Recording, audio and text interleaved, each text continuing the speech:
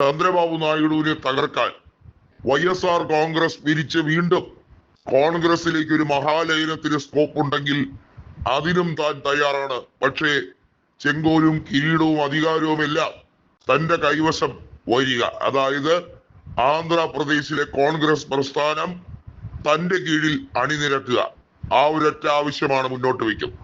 ചർച്ചകൾ പുരോഗമിക്കുന്നുണ്ട്.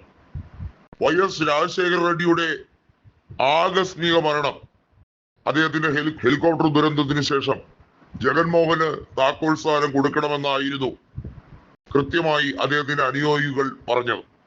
അത് സമ്മതിക്കാത്തപ്പോഴാണ് അദ്ദേഹം YSR കോൺഗ്രസ് എന്ന പുതിയ പ്രസ്ഥാനം ഉണ്ടാക്കി നിയമസഭാ തെരഞ്ഞെടുപ്പിലും ലോക്സഭാ തെരഞ്ഞെടുപ്പിലും ഒക്കെ മത്സരിക്കാൻ തുടങ്ങിയത്. ആന്ധ്രാപ്രദേശിന്റെ വിഭജനം തെലങ്കാനയും ആന്ധ്രയുമായി മാറിയപ്പോൾ ആന്ധ്രയിൽ TDPയും YSRും പ്രധാന എതിരാളികളായി മാറുകയായിരുന്നു. ഇപ്പോഴത്തെ BJP മെല്ലെ TDPയുടെ സഹായത്തോടെ വളർന്നു വരുന്നത് ഒരു രീതിയിലും ജഗൻമോഹന് കണ്ടു നിൽക്കാൻ കഴിയില്ല. രേവന്ത് റെഡ്ഡി അടക്കമുള്ളവർ തെലങ്കാനയിൽ ഇംപ്ലിമെന്റ് ചെയ്ത പദ്ധതികൾ ഓരോന്നായി വളരെ വ്യക്തമായി ഓരോ കണികകളും മനസ്സിലാക്കിക്കൊണ്ട് ജഗൻമോഹൻ അപഗ്രഥിക്കുകയാണ്. ജഗൻമോഹൻ അറിയാം തന്റെ പാർട്ടി ഒരുപക്ഷെ കുറെ കൂടി ശോചനീയ അവസ്ഥയിലേക്കാകാൻ സാധ്യതയുള്ള സാഹചര്യമാണ് ആന്ധ്രയുടെ മണ്ണിൽ BJPയും അതുപോലെ ജനസേനയും ചേർന്ന് സംയുക്തമായി സൃഷ്ടിച്ചുകൊണ്ടിരിക്കുന്നത്. ഇവിടെ മറുപടി കൊടുക്കുക എന്നുള്ളത് വളരെ വലുതാണ്. YSR കോൺഗ്രസിനെ ഒറ്റയടിക്ക് കോൺഗ്രസിലേക്ക് ലയിപ്പിച്ചാൽ രണ്ടുണ്ട് ഗുണം. ഒരു ദേശീയ പാർട്ടിയുടെ ആന്ധ്രയിലെ അമരക്കാരനായി നിൽക്കാം എന്നുള്ളത് മാത്രമല്ല, ഇപ്പോഴത്തെ സാഹചര്യത്തിൽ ആന്ധ്രയിൽ ഭരണമില്ലാത്ത സമയത്ത് പോലും കേന്ദ്രത്തിൽ പ്രധാനപ്പെട്ട താക്കോൽ സ്ഥാനങ്ങൾ അലങ്കരിക്കാൻ കഴിയും.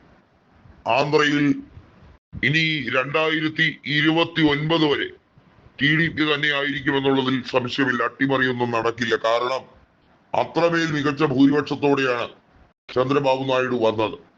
അപ്പോ ജഗന് പ്രധാന വെല്ലുവിളി നായിഡു തന്നെയാണ് എന്നുള്ളത് ആർക്കും സംശയമില്ലാത്ത കാര്യമാണ്. നായിഡുവിനെ പുകച്ച് പുറത്തിയാടിക്കണമെങ്കിൽ ജഗന് മറ്റൊരു വഴിയും ഇല്ല. സഹോദരിയുമായി ഒരു രീതിയിലുള്ള വൈര്യവും ഇനി വെച്ചുകൊണ്ടിരുന്നിട്ട് കാര്യമില്ല. പരസ്പരം സഹോദരങ്ങൾ ഒരുമിക്കണം.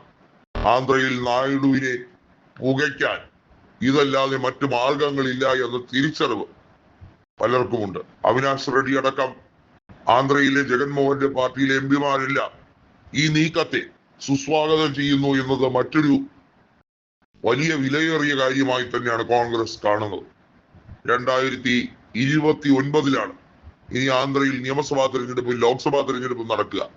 അതിനു മുമ്പാകെ നടക്കുന്ന തദ്ദേശ സ്വയംഭരണ തെരഞ്ഞെടുപ്പിൽ കോൺഗ്രസിന്റെ പ്രസ്ഥാനവുമായി ചേർന്ന് നിന്ന് ഒരു ഡീൽ ഉണ്ടാക്കി മത്സരിക്കുകയാണെങ്കിൽ എന്ത് പറ്റും എന്നത് ഒരു പരീക്ഷണാർത്ഥം നടപ്പിലാക്കാൻ വരെ മനസ്സിൽ ആഗ്രഹിച്ചാണ് ശ്രമങ്ങൾ തുടരുന്നത്.